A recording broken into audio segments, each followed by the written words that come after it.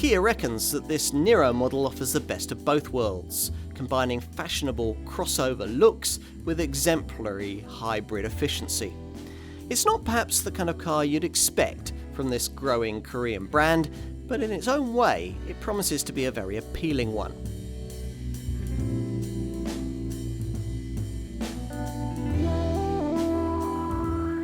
Once upon a time, Kia was a value-orientated budget brand. Then it started making high-quality cars and promised that one day those models would feature cutting-edge technology too. That day has arrived. Welcome to the Kia Niro. It's a cleverly orientated product, tapping in as it does to the two current growth segments in the automotive market, those for small Juke-style crossover models and Prius-style affordable hybrids. So here you get elements of both rolled up into one sensibly priced, attractively styled package.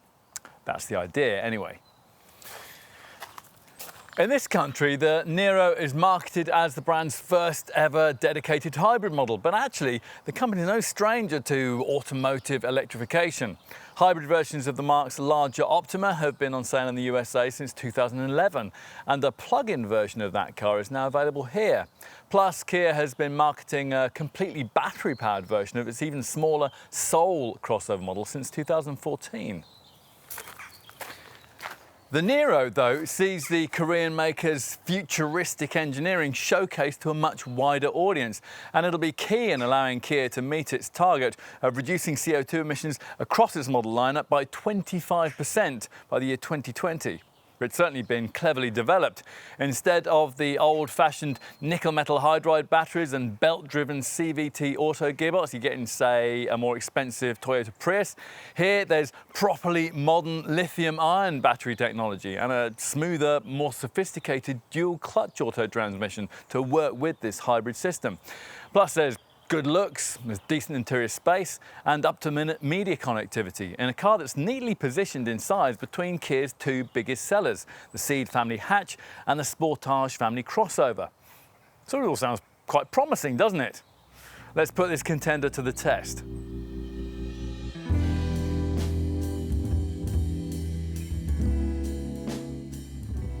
The idea of a hybrid-powered small crossover is new to us, and it'll probably be new to you too, which always creates a little more interest at the wheel experience. Look around and a few familiar hybrid features are present and correct. Things like the foot-operated handbrake, the mandatory auto gear stick and the energy flow meter that's positioned where the rev counter normally would be in the instrument binnacle. There's no push-button starter though, nor can you revel in the battery-operated silence that ought to be part of the hybrid startup process. Your eardrums initially are sorted instead by various chimes and jingles that Kia unfortunately still can't bring itself to dispense with in its modern era models. Once all that's died down though, peace reigns, the hybrid unit always starting off in all-electric mode, provided there's enough charge in the system to do that. The silence doesn't last for long. The Niro doesn't have the kind of EV button you get in a Toyota hybrid that would fix the car in all-electric mode for a short time. But then we always think that's fairly pointless anyway, so restricted is the distance over which that works. The Niro doesn't stay long in milk float mode either. The slightest brush of the throttle firing the hybrid system's 1.6-litre GDI petrol engine into life. If you want a longer initial all-electric driving range, you need to talk to your dealer about the plug-in version of this car, which, when it's fully charged, is supposed to be able to travel for up to 30 miles before the engine cuts in. Here though, we're sticking with the more affordable parallel hybrid power plant that most Niro customers will want, which uses what the brand calls drive mode select technology to always automatically choose the most efficient power source possible for the kind of driving situation that you're in. Now, out on the open road, this will almost always see you using the petrol engine, but in town, this Kia is quite happy to revert to its 44 bhp electric motor, powered by a 1.56 kilowatt-hour lithium-ion battery. Now, that battery spec is important if you're comparing against the Toyota hybrid synergy drive system that this Kia setup will inevitably be benchmarked alongside. In something like a Prius, the parallel hybrid package uses a battery that's dependent on old-fashioned nickel metal hydride cells rather than this Niro's more modern lithium-ion technology. As a result, the battery in a rival Toyota Prius or Auris hybrid can't hold as much charge as one in this Kia. So, in theory at least, this Korean contender should be able to provide you with more all-electric town capability. And smoother progress too. A common criticism of the Toyota hybrid setup relates not to the powertrain, but to the auto transmission it's always been paired with. A belt-driven CVT gearbox that's slow to respond to throttle inputs that typically see soaring revs accompanied by rather limited amounts of extra forward motion. Thankfully, Kia hasn't gone that route here, opting instead to pair this Niro's hybrid package with a proper modern DCT dual clutch auto transmission that it's recently developed for its more conventional models. In this case, you only get 6 rather than 7 speeds, but the on-the-move feeling delivered is significantly more natural and more user-friendly than any CVT auto could ever provide. It still, though, is firmly prioritised towards the more relaxed driving style you have to adopt in most hybrids if you're not to miss the whole point of their eco-centric remit. The Niro encourages this by continually defaulting to an eco-driving mode that configures the throttle response and the gear shift timings for a gentle rate of progress, shutting off the combustion engine whenever possible during lower speed motoring. Drive like this, keeping the energy flow meter needle in either the green eco or blue charge segments of the gauge, and you feel like you're in the sweet spot of what this car is all about. There's a flow diagram on the centre dash infotainment screen that in real time shows you what's being powered by what, and even a further graphic that gradually builds the branches of an eco tree if you behave yourself with the throttle pedal. A further aid to smooth, relaxed driving is the fact that you don't have to put up with the kind of nasty, sharp brake pedal that you get in a hybrid Toyota. As with any hybrid, every time you brake, a regenerative system recharges a battery with energy that would otherwise be wasted in heat or noise, priming the lithium-ion cells for the next time that it's possible to revert to all-electric power. If you really must push things along and use the full 139 bhp output that the engine and electric motor can together provide, then you'll want to move the gear lever across the shift gate to activate a sport driving mode that makes everything respond a bit quicker, adds a bit of weight to the steering and allows you to flip up and down the gears yourself, although we're not really quite sure why you'd ever want to do that in a car of this sort. Now, you won't be expecting any of this to transform this Kia into any kind of dynamic driving machine, and it doesn't. Electrified levels of torque help to hasten initial pull away, and 62 miles an hour from rest takes a respectable 11.1 seconds, but the Niro quickly runs out of steam as you get faster, and in almost every regard. Any attempt at hard cornering is met with determined tyre squeal, and the top speed is just 101 miles an hour. Both of these issues are, to some extent, a casualty of the fact that the Niro is considerably heavier than a car of this kind would normally be, Kia not having been as successful as Toyota in keeping the weight down. Unfortunately, managing all this bulk also means the need for a rather over-stiff suspension setup. Now yes, this does keep body roll through the turns down to manageable levels, but it also makes this car a little more unsettled by low-speed bumps and broken tarmac than you might want. This a particular problem if you go for the top-spec version with its larger 18-inch wheels. Happily, that's not what you're likely to most remember after a test drive. On-the-road impressions instead likely to be dominated by a discussion on this model's quite exemplary refinement.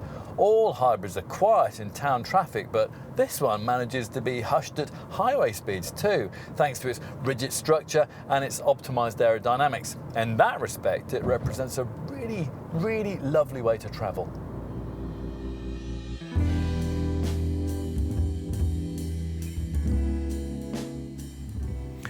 We're not sure if Kia's designers in Korea and California deliberately set out to blur the boundaries with this design between Focus-style family hatch and Juke-style small crossover.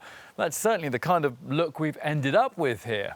Now, you might not immediately pigeonhole this Niro as any kind of crossover, but Kia is keen that you should look a little closer and pick out the detail features that would usually identify more lifestyle-orientated models of the Juke genre.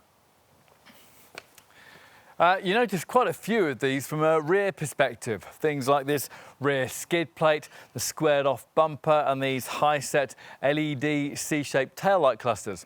A neat reef spoiler adds a sporty touch, and that bumper features a diffuser-style design that channels airflow beneath the car. Even the positioning of the rear-view camera is aerodynamically orientated, the lens housed within the rear wiper mounting so as to keep things as sleek as possible. In profile, the crossover cues continue in the form of things like roof rails, the short overhangs, black plastic side rubbing strips and the chunky wheel arch extensions that house alloys that are either 16 or 18 inches in size, depending on the trim level you select. In size, as we've said elsewhere in this film, the Niro is a fraction longer than Kia's Ceed family hatch and a fraction shorter than the brand's Sportage family crossover. But in some ways, it's more stylish than either, thanks to subtly sculpted surfaces that complement the long aluminium bonnet and the way that the body tapers smoothly towards the rear. Moving to the front, the designers have tried to create a wide stance that would emphasise this car's stability and low centre of gravity. Swept back headlights feature LED daytime running lamps and flank the now familiar Kia Tiger Nose grille that's finished in high gloss black with a chrome surround. Lower down, the fog lamps are standard, and just behind them are slits in front of the wheel arches. Now, Kia calls these air curtains, and they're there to reduce turbulence over the wheel and further improve aerodynamic efficiency. Of course, what's more important is the stuff that you can't see, specifically the very sophisticated platform this model shares with its Hyundai IONIQ sister design. Underpinnings that, well, rather uniquely, are able to accommodate both hybrid and plug-in hybrid engines, and even in other markets, an all-electric drivetrain. Time to take your place at the wheel, which is another point in your acquaintance with this car when you might begin to doubt its crossover credentials. The modest roof height, after all, is considerably closer to that of an ordinary family hatch than that of something like a higher-riding Juke or Qashqai.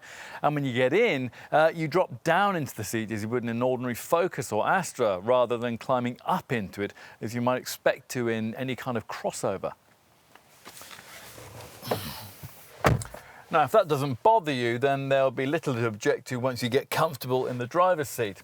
The fascia layout follows the modern Kia theme in its dashboard segmentation into upper and lower sectors. The infotainment screen at the top of the centre stack and the instrument panel are both being set at the same higher height for instant, easier reading. If you can ignore the rather unnecessary eco-hybrid badge that's offset towards the left, there's otherwise, at first glance, very little that especially shouts hybrid at you.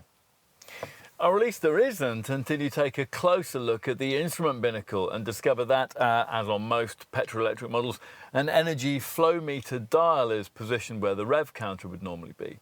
A conventional speedometer sits to the right, and between the two dials is a TFT information screen that Kia insists on calling a supervision cluster, its size being 3.5 inches on the entry-level model, or, as in this case, 4.2 inches for the plusher variants. The part of this that's indented into the energy flow meter provides two useful readings, the lower one for fuel and the higher one for the hybrid system's remaining battery charge. To the right of this, the central part of the supervision cluster delivers a variety of selectable readouts covering things like trip computer functions, safety settings, audio selections, and in the cabin's sole nod to the crossover genre, a compass.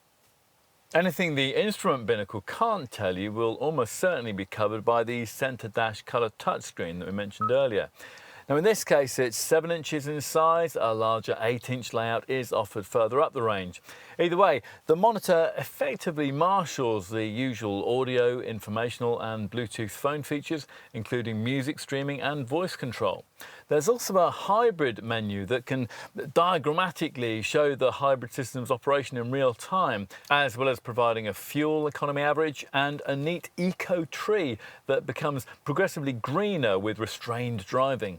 Avoid entry-level trim, and the setup will feature navigation too, as well as a full suite of Kia connected services created in association with TomTom.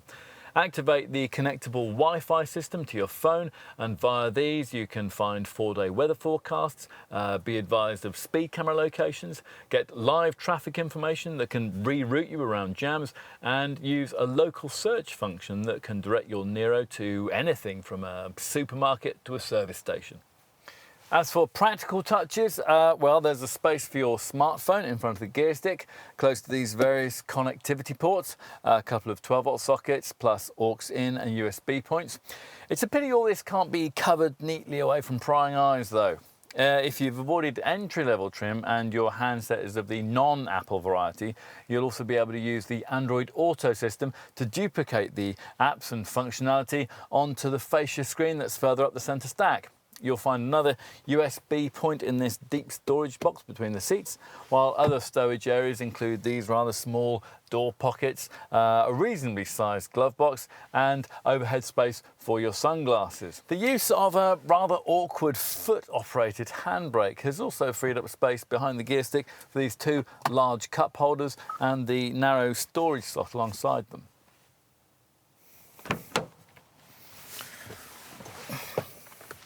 Now let's move into the back, a part of this Niro that's sure to impress you.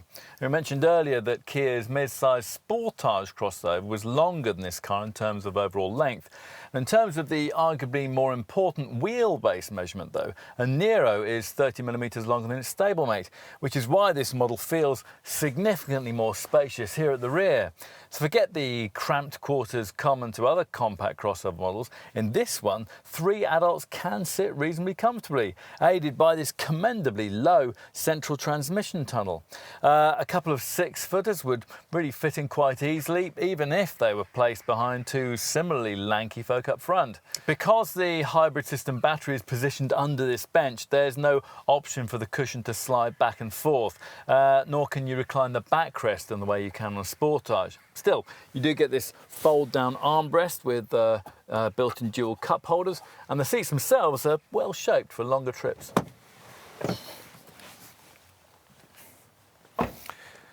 Step around to the boot and you'll find this large tailgate swings up easily. You don't need to be a gym fanatic to lift it up. When the thing's raised, there's a broad, tall opening to the luggage compartment, and the floor sits almost flush to the sill, so getting heavy bags in or out is no problem. And because, as I just mentioned, all the hybrid mechanicals sit beneath the rear bench, the typical boot space compromises that you might normally expect from a hybrid just don't apply here. In fact, it's quite the opposite. There's a lot more room here than you get from a Focus-sized family hatchback or a comparably priced small diesel-powered crossover, 427 litres to be exact. Now that figure falls to 373 litres if your Niro has this useful compartmentalised luggage under tray fitted. True, that is some way off the 503 litre total you could expect from a Kia Sportage, but it's very similar to what you get from something like a Nissan Qashqai or a Honda HR-V.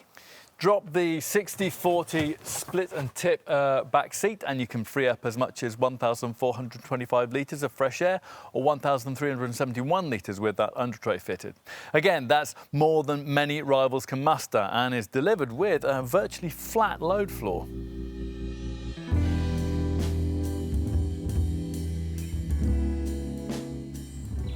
Small crossover Nissan Juke style models tend to sell in the £17,000 to £23,000 bracket, while conventional hybrid Toyota Prius style models typically retail in the £20,000 to £27,000 bracket. Now with that in mind, you could probably make a reasonable guess at just how much a car aiming to combine elements from both these market categories might cost.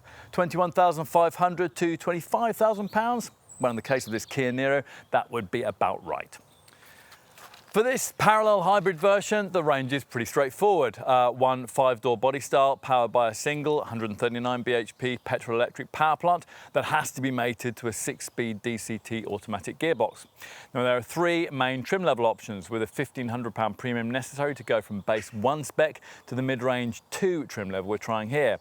Now go beyond that to the top spec 3-level trim and things get more expensive, not only because this variant costs around £25,000, but also because the larger 18-inch wheels you get with that top trim have a significant impact on fuel and CO2 returns. And on that subject, if you really want to maximise your efficiency readings, then you're going to want to talk to your dealer about the pricier plug-in hybrid version of this car. On to the value proposition those figures represent. Now, from a Kia perspective, this Niro is positioned in size slightly above the company's Ceed family hatch and slightly below the brand's Sportage family crossover model. In pricing terms, a base spec Niro will cost you around £4,500 more than an entry-level spec diesel Ceed, but then that is the kind of premium you'd expect to have to pay for a trendier type of car with a more sophisticated engine. We think a potential Niro buyer would be more likely, though, to be comparing this car with a base spec diesel Sportage. Do that, and this hybrid model's selling proposition looks quite good. Yes, a Niro would cost you around £1,500 more, but for that you get extra power, additional rear seat space and much lower running costs that will quickly eradicate the initial pricing premium. The other crossover model in the Kia lineup that might be of interest to potential Niro buyers is the Soul EV. This model, though, is fully battery operated rather than hybrid powered, so it has a limited operating range officially quoted at 132 miles, but likely to be significantly less than that in real world motoring. It's also much smaller than a Niro inside and pretty pricey too, costing around £25,000, even after subtraction of a generous government grant. So far then, the Niro looks a reasonably strong proposition. As to how its pricing and product proposition compares to other brands, well, that is slightly more difficult to say. As for the time being at least, there's nothing quite like what's on offer here. There aren't any other compact or family-sized crossover models available with affordable parallel hybrid power, unless you count Toyota's RAV4 hybrid, which is really more of a proper SUV, and it would cost you around £6,000 more than this Kia. Otherwise, in the Niro's price bracket, the only other petrol-electric options are family hatchbacks, models like Hyundai's IONIQ, which shares all of this career's engineering, and Toyota's two contenders, the Auris Hybrid and the Prius. An IONIQ or a Toyota Auris Hybrid will save you around £1,300 over a Niro, but you'll pay quite a premium over this Kia if you want to own a Prius, typically around £2,000. Otherwise, the kinds of cars that potential buyers will typically be comparing this Niro to will probably be conventional diesel-powered crossovers.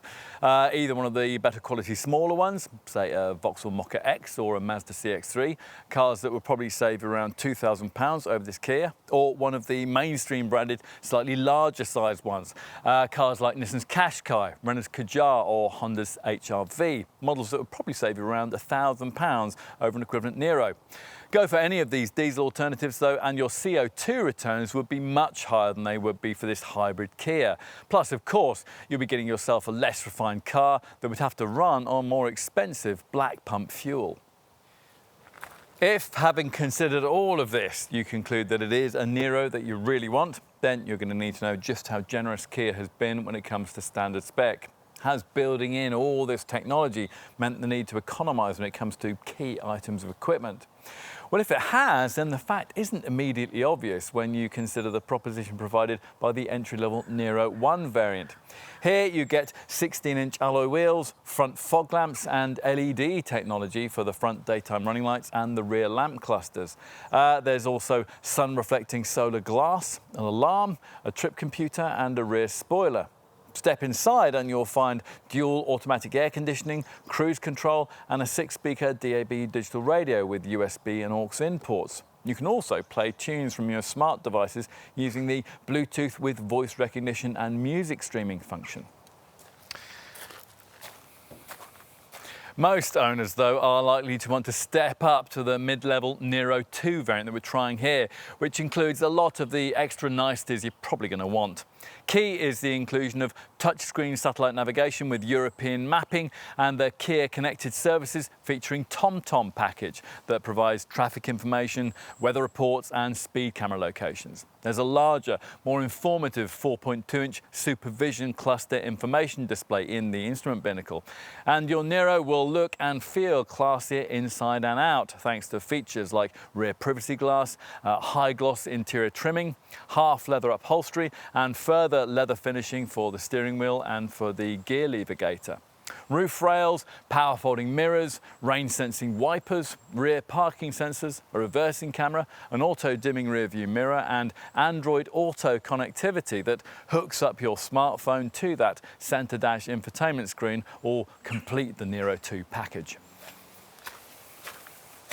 Should you go further and choose the plush Niro 3 model? Well, Kia reckons that up to half of all buyers for this model will, which surprises us because of the efficiency issues we mentioned earlier created by that variant's larger 18-inch wheels. Niro 3 buyers get full leather upholstery, heat for the front seats and steering wheel, a 10-way electric operation and lumbar adjustment for the driver's seat, a larger 8-inch centre dash infotainment screen, an upgraded 8-speaker JBL premium audio system, front parking sensors and a wireless mobile phone charger tray in the centre console that tops up the battery of your handset. Now, normally at this point we'd go on to talk about options, but there aren't really any significant ones on this Niro apart from metallic paint. Now, unfortunately, that also means you can't specify any sort of spare wheel to replace the boot-mounted tyre mobility kit, which is all you're going to be left with in the event of a puncture. On to safety equipment. Twin front, side and curtain airbags come as standard, plus there's a further bag for the driver's knees, along with ISOFIX child seat mounts to the rear and a tyre pressure monitoring system. There's the usual ESC stability control system, plus ABS braking that includes an ESS emergency stop signalling feature that warns following motorists of emergency stops by flashing the hazard warning lights.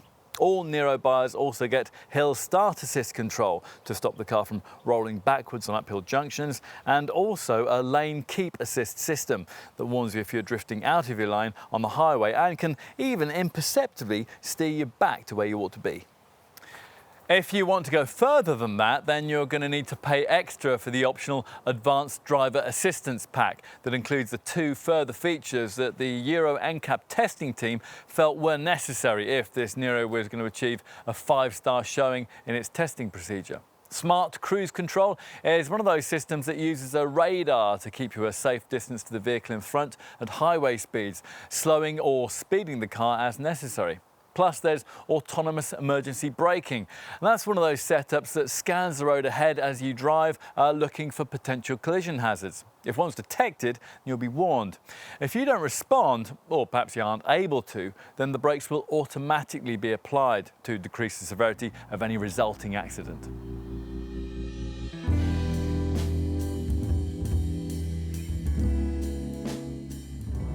Here's where you might expect the Niro to make a very strong case for itself. It does, but there are a few caveats.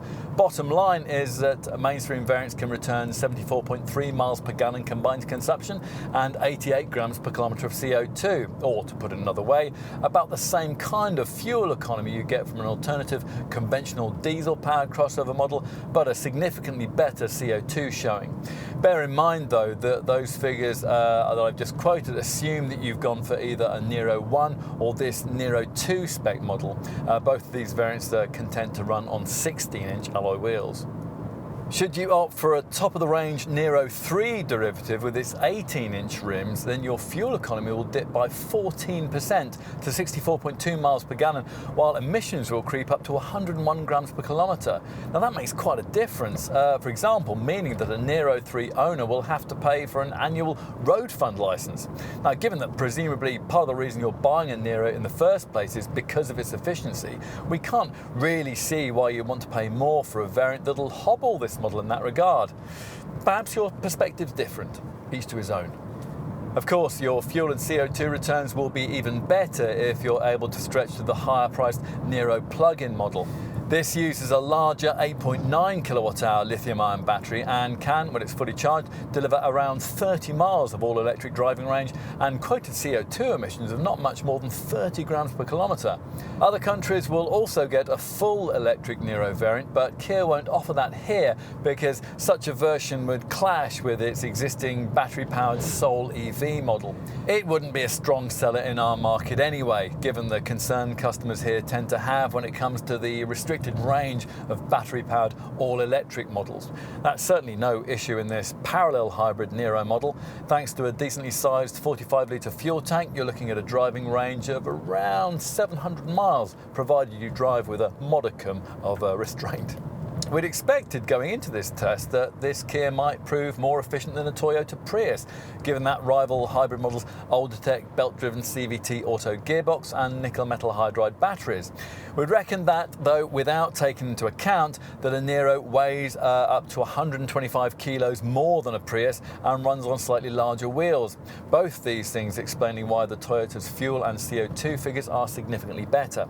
But then a Prius costs at least £2,000 more to buy, and you'd have to cover a lot of miles to make up that difference. If you are making comparisons with other hybrids, then it's worth pointing out that Toyota's Auris hybrid model, a more comparably priced rival to this Niro, uses less sophisticated technology than a Prius, and its returns are, as a result, only fractionally better than this Kia. As for the Hyundai IONIQ, a hybrid that shares its petrol-electric drivetrain with the Niro, well, that model's fuel figures are identical to the ones you get here, but the Hyundai just edges an advantage on emissions thanks to its lighter weight. Now, we should say a few words about the technology Kia has employed to make its petrol-electric power plant so frugal. Its use of the Atkinson combustion cycle, for example, which reduces the compression ratio and allows the engine to extract a greater proportion of energy from the combustion process. There's also an exhaust heat recovery system that speeds the engine warm-up process, and a clever drive mode select system that automatically chooses between petrol or electric motion at any given time to deliver the best drive and the best economy, with results that the driver can monitor via a neat display on the infotainment screen. Other contributing factors towards the efficiency showing include the sleek 0.29 CD drag factor, aided by two features that improve the airflow: air curtains on either side of the bumper and an active air flap in the front grille that closes its slats at higher speeds. A further nice touch we really like is the way you can switch the heating to a more economic driver-only mode, something Kia first introduced on its Soul EV model. More expected eco features include low rolling resistance tyres and an auto start-stop feature that switches off the 1.6-litre engine when you're stopped at the lights or inching through heavy traffic. It also helps that when the Niro pulls away, the electric motor is always first to kick in, provided there's sufficient battery charge to operate it. Of course, to get the full benefit of the efficiency returns this Kia is capable of, you've also got to do your part as a driver, and that means proactive use of the various readouts and systems provided. And here we're particularly thinking of two things. First is a hybrid menu on the centre dash control screen that includes a graphic that's able to turn a pixelated tree green, rewarding particularly eco-minded progress or prolonged periods in which the hybrid engine is able to operate in full electric mode. Now, second, you'll need to drive with one close eye on the energy flow meter that's situated where a rev counter would normally be in the instrument binnacle.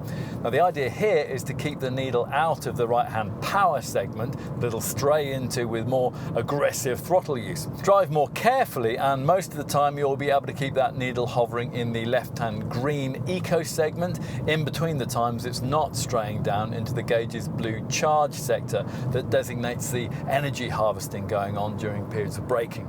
What else? Well, maintenance should be affordable, which is just as well as the servicing requirement is quite frequent, every 10,000 miles or once a year, whichever comes soonest. Still, garage visits should certainly be brief. After all, as with all hybrids, there's no starter motor or alternator to go wrong, no drive belts to break, a maintenance-free timing chain, no particulate filter to get clogged up with diesel fumes, and of course, thanks to the auto gearbox, no clutch either. The hybrid setup has a good record for minimising tyre wear, and the battery will last the life of the car. Plus, the regenerative braking setup should help extend the life of the brake pads. Over 60,000 miles of driving, we'd expect that this Niro's front pads should only require replacing once, while the rear pads and all the discs will probably last the full distance. The various prepaid servicing packages you can buy will further help manage costs in this regard, with Care3 or Care3 Plus packages offering retail customers inflation-proof servicing for either 3 or 5 years. Now, should you sell the car in this period, the remaining scheduled maintenance allocation can be passed on to the next owner. As with all Kias, the Niro is covered by a 7-year, 100,000-mile warranty that's longer than any other car in the same class. This includes the battery and all of the parts that make up the hybrid power system. On to residual values, predicted to see this Niro retain between 56 and 58% of its original price when it reaches the 3-year-old and 12,000-mile mark. Now, that's much better than you get from a conventional diesel engine small crossover like Vauxhall's Mokka X. Insurance groupings see the Niro 1 and 2 trim models rated at Group 12, while the top Niro 3 is rated at Group 14. Now, to give you some perspective on that, rival small diesel engine crossovers like the Vauxhall Mokka X, the Mazda CX-3 and the Mini Countryman are all rated at Group 15.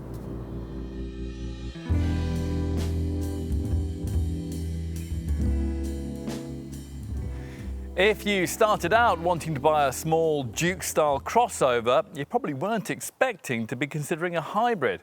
And if you started out wanting to buy a hybrid, you probably weren't expecting to be considering a small crossover. Get over it. Here's a car that does a pretty good job in combining fashion and frugality. And if you're shopping in either of these segments, it's well worth your consideration. Inevitably, as with any blended concoction, there's an element of compromise here. Some other hybrids are more frugal, just as some other small crossovers are more fashion conscious. If you take the view that life is about effectively managing compromise, though, and you're probably the sort of person who'd really appreciate what Kia's tried to do here. This Niro is, after all, comfortable, spacious, well-equipped. It looks good, and overall, it will almost certainly work out cheaper to run than a comparable diesel alternative. Like any hybrid, it's light on the environment too, and it manages to be so without feeling the need to make some kind of smug, eco-minded visual statement. We like that. The issues, such as they are, may well not bother you very much. No, it isn't very exciting to drive, but then name us a small crossover or hybrid model that is. More significant, perhaps, is the fact that buying a Niro requires a kind of list figure you'd need for the premium end of the small crossover segment, although it is well priced if you shift your point of comparison to consider more conventional hybrids. Overall, this is a car that delivers on Kia's promise to develop its products with quality and segment-leading technology. Now, that doesn't necessarily mean it'll be right for you, but there's no doubt of one thing. In terms of the kind of wish list that a buyer in this part of the market might have, the Niro ticks a lot of boxes.